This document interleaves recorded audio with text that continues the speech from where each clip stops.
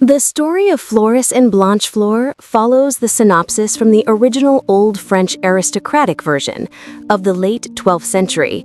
The Middle English version of the poem derives from it, but differs somewhat in details. For instance, the opening section concerning how the two are born is missing from the English versions. It dates to around 1250 and was called Floris and Blancheflour. Old French version. Felix, king of Al-Andalus, a Muslim-ruled Iberian peninsula, on one of his ventures into Galicia, in northwestern Spain, attacks a band of Christian pilgrims en route on the Camino de Santiago to the famous pilgrimage site of Santiago de Compostela. Among the pilgrims are a French knight and his recently widowed daughter, who is chosen to dedicate the rest of her life to the sanctuary. The knight is killed, and her daughter is taken prisoner to Naples, where she is made lady-in-waiting to Felix's wife. Both women are pregnant, and the children are born on the same day, Palm Sunday. Floris, a son to the Muslim queen, and Blancheflour, a daughter to her lady-in-waiting. Floris and Blancheflour, both meaning belonging to the flower, are raised together at the court and grow close. King Felix fears his son may desire to marry the pagan girl and decides that she must be killed. However, he cannot bring himself to do the act and instead sends Floris away to school, then sells Blancheflour to merchants traveling on the way to Cairo, called Babylon in the story, where she is then sold to the emir. Felix constructs an elaborate tomb for Blancheflour and tells Floris she has died. Floris's reaction is so severe that Felix tells him the truth. Distraught, but encouraged she is still alive, Floris sets out to find her. Floris eventually arrives outside Cairo, where he meets the bridge warden, Daer, who tells him about the emir's Tower of Maidens.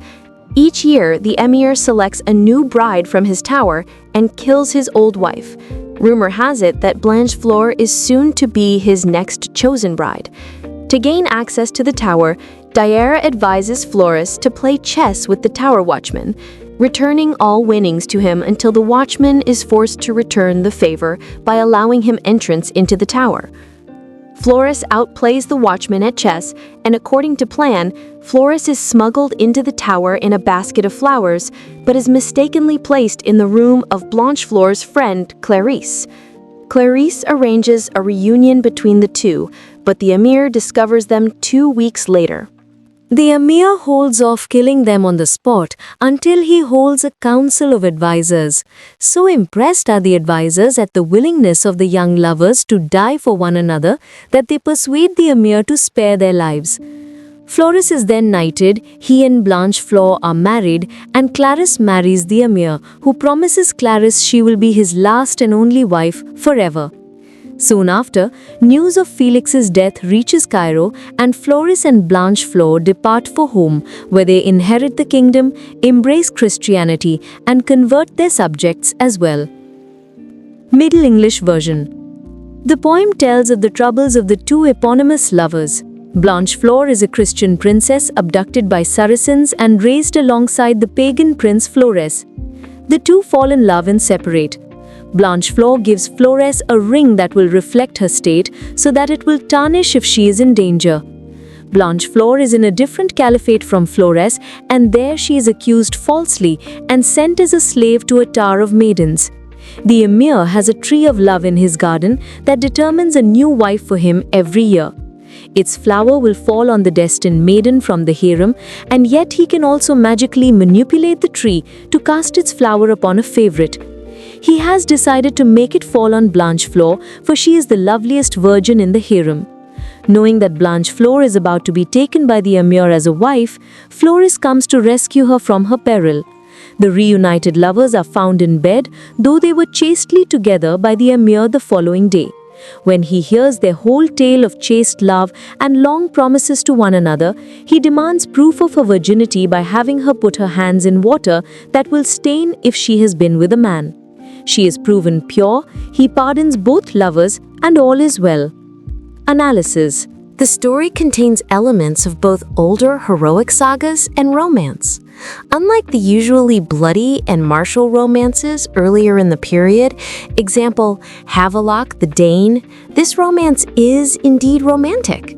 The older original aristocratic version does not contain knightly combat, but the popular French version that would come later does contain some elements.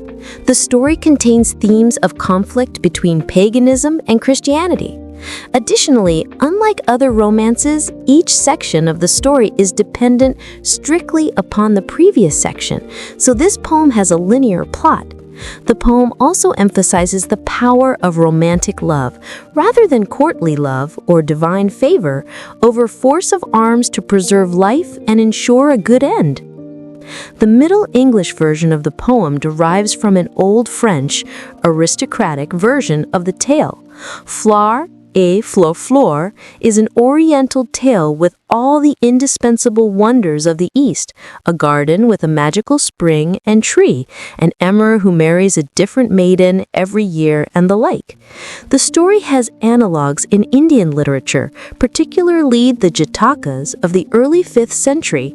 Many of the details, such as the Tower of Maidens, i.e. a harem, eunuch guards, and the odalisques, derive from material carried to the West via the Arabian Nights. The tale could be originally French, or possibly of Oriental origins, or a synthesis of motifs. Boccaccio wrote a version of the same tale in his Filicolo in 1336 while he was in Naples. The tale has been a popular subject for later retellings, and it was treated by Swedish poet Oscar Leverton in the romantic ballad Floris and Blancheflour in the collection Legender and Visor, Legends and Songs, in 1891. Middle Ages. In the history of Europe, the Middle Ages, or medieval period, lasted approximately from the 5th to the late 15th centuries, similarly to the post-classical period of global history. It began with the fall of the Western Roman Empire and transitioned into the Renaissance and the Age of Discovery. The Middle Ages is the middle period of the three traditional divisions of Western history: classical antiquity, the medieval period, and the modern period. The medieval period is itself subdivided into the early, high, and late Middle Ages. Population decline, counter-urbanization, the collapse of centralized authority, invasions, and mass migrations of tribes, which had begun in late antiquity, continued into the early medieval period. The large-scale movements of the migration period, including various Germanic peoples, formed new kingdoms in what remained of the Western Roman Empire. In the 7th century, North Africa in the Middle East, once part of the Byzantine Empire, came under the rule of the Umayyad Caliphate, an Islamic empire, after conquest by Muhammad's successors. Although there were substantial changes in society and political structures, the break with classical antiquity was incomplete. The still sizable Byzantine Empire, Rome's direct continuation, survived in the eastern Mediterranean and remained a major power. The empire's law code, the Corpus Juris Civilis, or Code of Justinian, was rediscovered in northern Italy in the 11th century. In the West, most kingdoms incorporated the few extant Roman institutions. Monasteries were founded as campaigns to Christianize the remaining pagans across Europe continued. The Franks, under the Carolingian dynasty, briefly established the Carolingian Empire during the later 8th and early 9th centuries. It covered much of Western Europe, but later succumbed to the pressures of internal civil wars combined with external invasions. Vikings from the north, Magyars from the east, and Saracens from the south. During the High Medieval period, which began after 1000, the population of Europe increased significantly as technological and agricultural innovations allowed trade to flourish, and the medieval warm period, climate change, allowed crop yields to increase. Manorialism, the organization of peasants into villages that owed rent and labor services to the nobles, and feudalism, the political structure whereby knights and lower status nobles owed military service to their overlords in return for the right to rent from lands and manors, were two of the ways society was organized in the high medieval period. This period also saw the collapse of the unified Christian Church with the East-West Schism of 1054. The Crusades, first preached in 1095, were military attempts by Western European Christians to regain control of the Holy Land from Muslims. Kings became the heads of centralized nation-states, reducing crime and violence, but making the ideal of a unified Christendom more distant.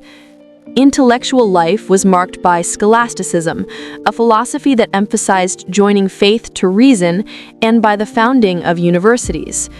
The theology of Thomas Aquinas, the paintings of Giotto, the poetry of Dante and Chaucer, the travels of Marco Polo, and the Gothic architecture of cathedrals such as Chartres are among the outstanding achievements toward the end of this period and into the late Middle Ages.